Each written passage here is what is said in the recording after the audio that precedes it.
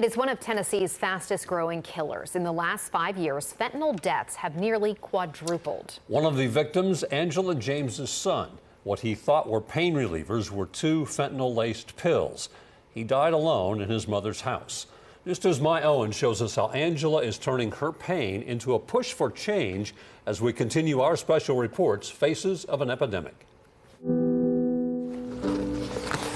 With every passing motion, Angela James is constantly revealing that smile. The reason why she's so passionate. This is how I have to see my baby now, on a picture. He was a handful, always has been, until he wasn't anymore.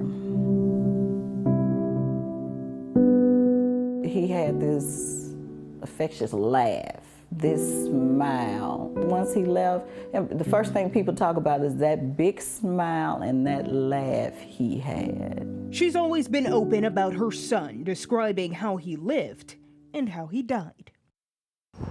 August 20th, 2019, Angela came home, calling out for her son who was visiting her. When he didn't respond, she went upstairs and found him. In one of my bedrooms, deceased. At the time, we did not know, but it was acute fentanyl toxicity.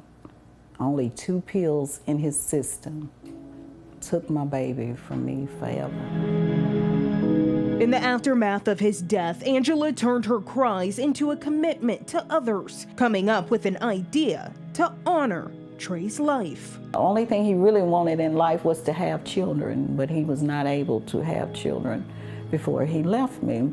And I was thinking, well, let's start this foundation to do the things like he did. Creating just that, the nonprofit Trey's Kids as a way to educate others, help kids, and prevent further tragedies. But while the nonprofit is up and running, providing tools to others, it's easier said than done. I don't want to do it halfway. I want to be able to give my all, and once I get it up and going, no stop, without me breaking down. Sometimes, just the mention of his name, just to see his picture sometimes. I cannot look at a real picture of him today or for long without breaking. I can't even go to his grave.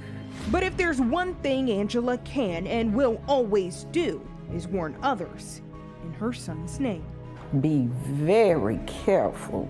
You gotta be careful regardless of what you get from anybody these days.